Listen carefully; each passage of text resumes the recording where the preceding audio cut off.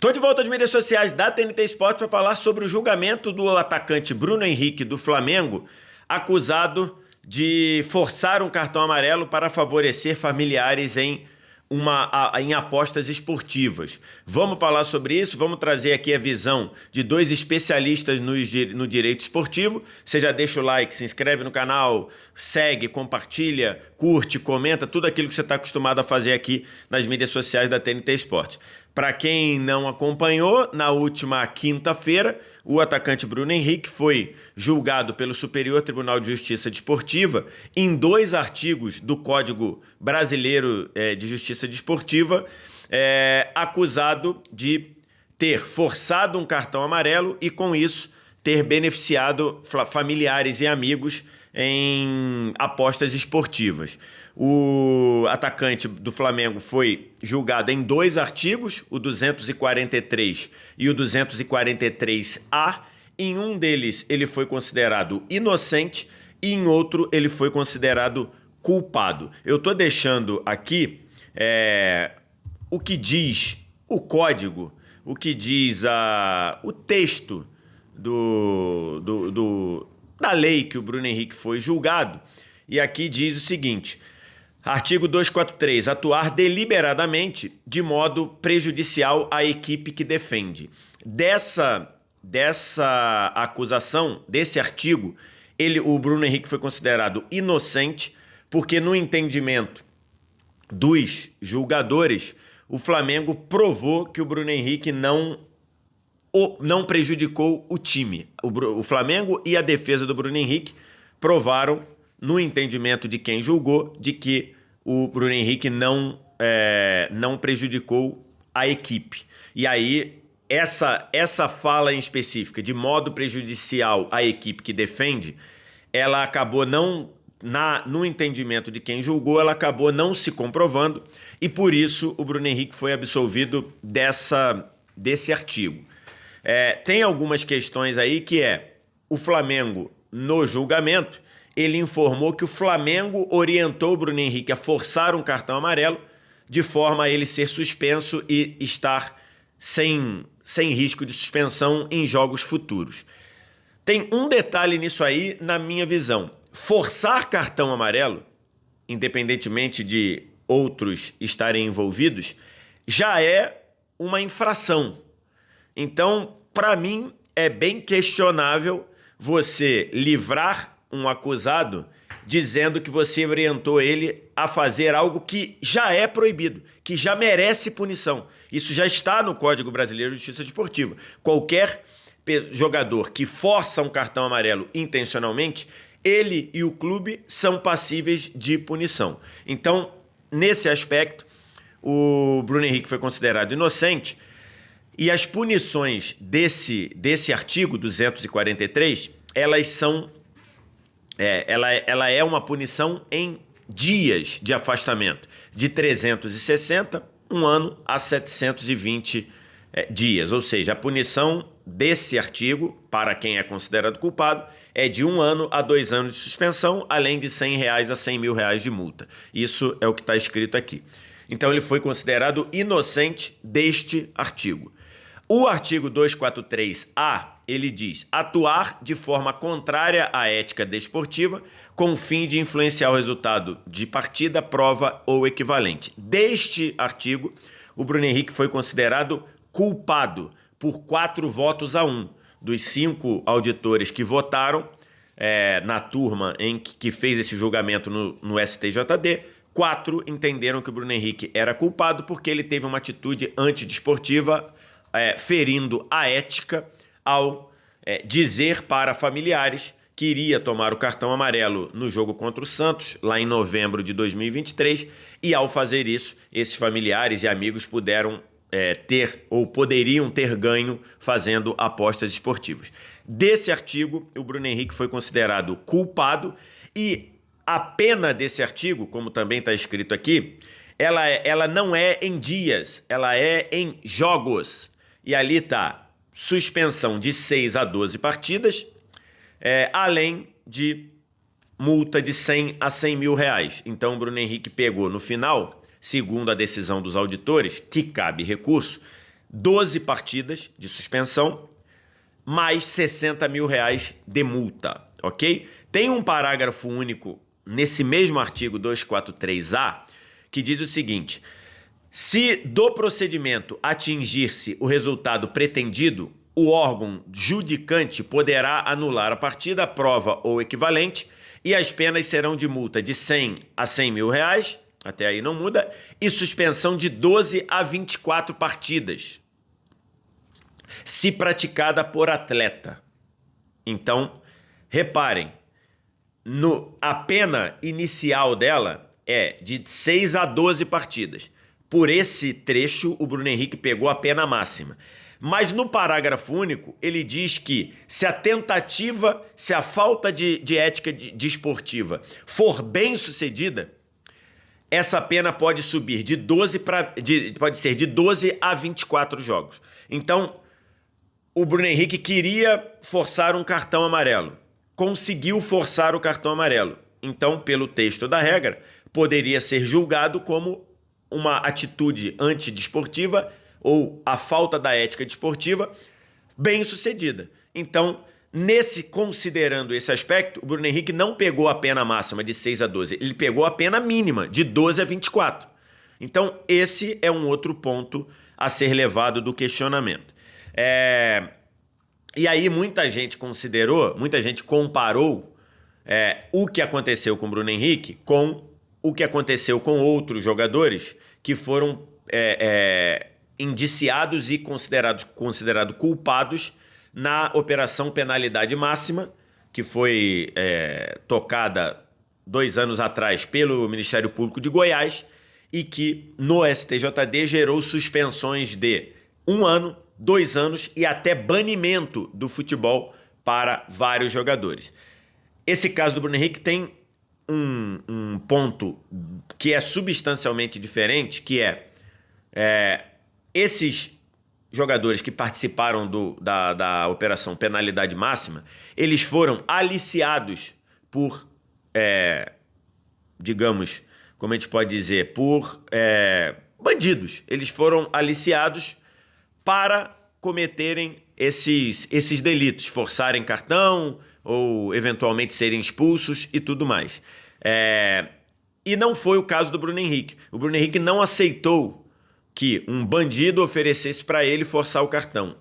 Ele, que no entendimento dele já iria forçar o cartão por ordem do Flamengo, ele contou isso para os familiares. Então, tem essa diferença da galera que foi punida com jogos, né, com 1 ano, 2 anos ou até com banimento. Essa galera foi aliciada e se envolveu com um esquema criminoso, que não foi o caso do Bruno Henrique. A gente aqui na TNT Esporte foi ouvir 2 especialistas sobre essa decisão. A gente ouviu primeiro, deixa eu só pegar o nome certinho para dar o crédito. A gente ouviu primeiro o Maurício Correia de Veiga, que faz parte da Academia Brasileira de Direito Esportivo, que mandou pra gente esse texto que está aqui, que eu vou ler. E ele diz o seguinte: a decisão que suspende o atleta Bruno Henrique por 12 partidas, com base no artigo 243A do Código Brasileiro de Justiça Desportiva, sinaliza que o STJD optou por preservar a integridade ética da competição, ainda que não tenha identificado prejuízo direto à equipe envolvida. Então, é aquilo que eu falei. No artigo 243, entenderam que o Flamengo não foi prejudicado pela ação do Bruno Henrique, mas que ele faltou com a ética da competição, porque todos os jogadores sabem, ou deveriam saber, que eles não podem dar informação privilegiada, eles não podem se envolver com ganhos e com ganhos diretos ou ganhos relacionados com apostas esportivas. Então, nisso, ele foi considerado culpado. Aí ele continua. A absolvição do artigo 243 parágrafo 1º, indica que a comissão disciplinar não reconheceu dolo por parte do atleta em prejudicar o seu próprio time. No entanto, a condenação por conduta ética, artigo 243-A, se sustenta na compreensão de que houve uma tentativa de beneficiar terceiro em ambiente de apostas, o que compromete a lisura da disputa esportiva. Então, no entendimento do Maurício, a decisão é uma decisão que ele considera correta para proteger a lisura da disputa esportiva. E aí ele termina dizendo: é importante destacar que a punição, suspensão por 12 jogos e multa de R$60 mil é válida exclusivamente a competições organizadas pela CBF. No caso do Flamengo, o Campeonato Brasileiro, o Flamengo não disputa mais a Copa do Brasil nesse ano. Qualquer eventual extensão de sanção a torneios internacionais dependerá da deliberação de outras entidades, como Conmebol e FIFA. Então, ele está aqui considerando que pode ser que isso impacte na participação do Bruno Henrique na Libertadores, mas isso não é automático, a não ser que haja depois uma outra decisão. Essa daqui é o parecer do Maurício Correia. Eu vou trazer aqui também a análise do Andrei Kampf, que é jornalista e que é advogado também. Tem o site Lei em Campo, que ele fala muito de direito esportivo.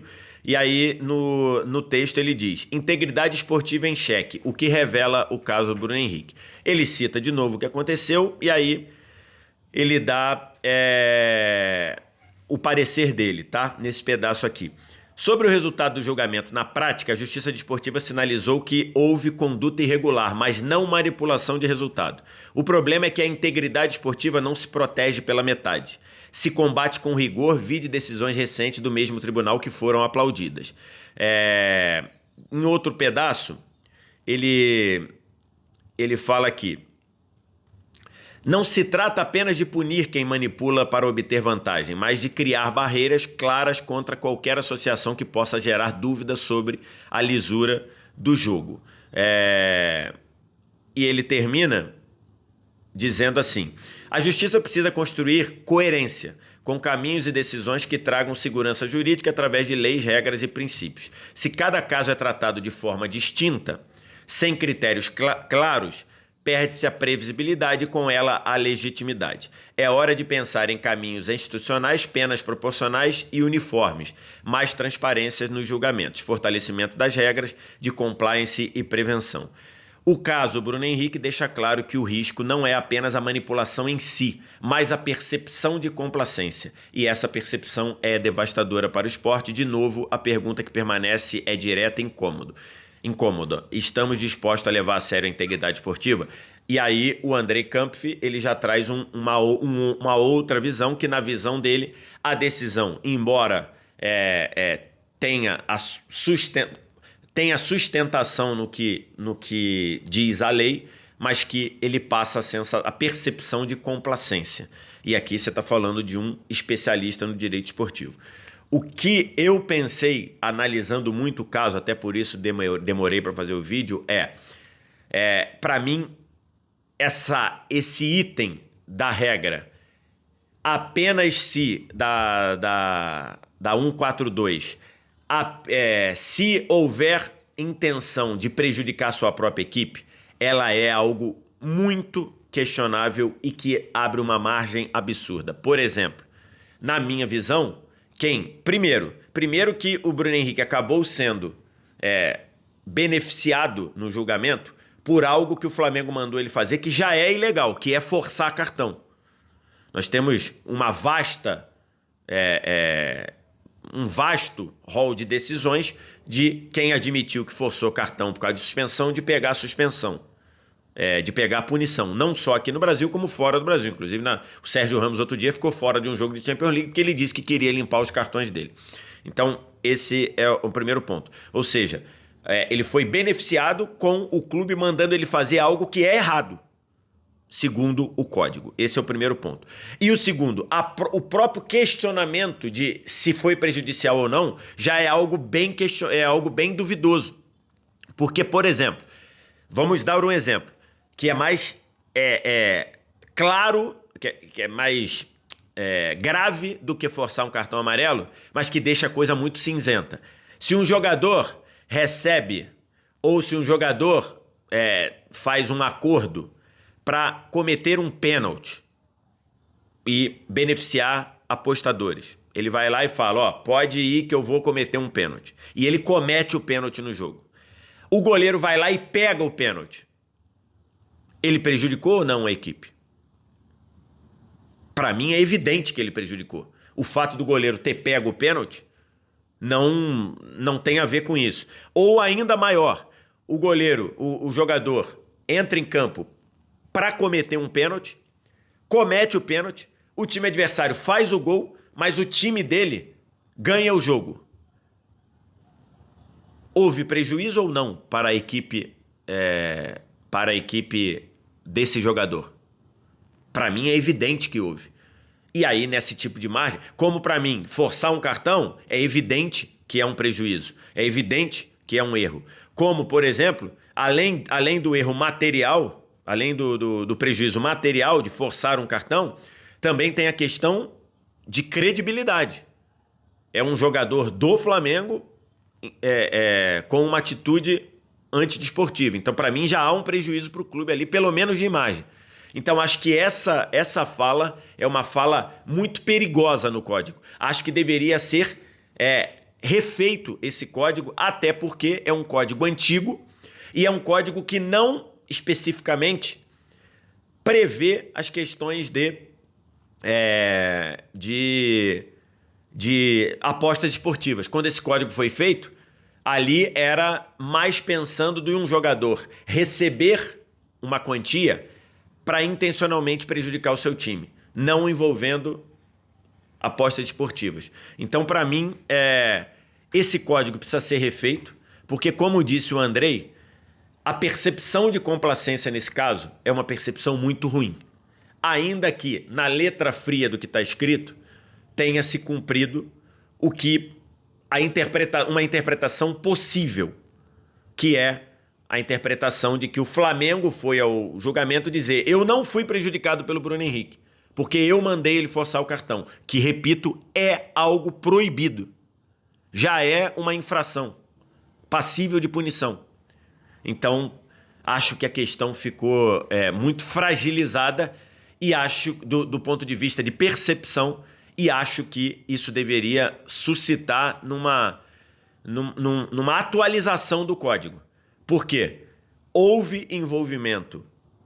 E repito, diferentemente do caso do Paquetá, que quem julgou não verificou provas de que houve esse envolvimento do Paquetá com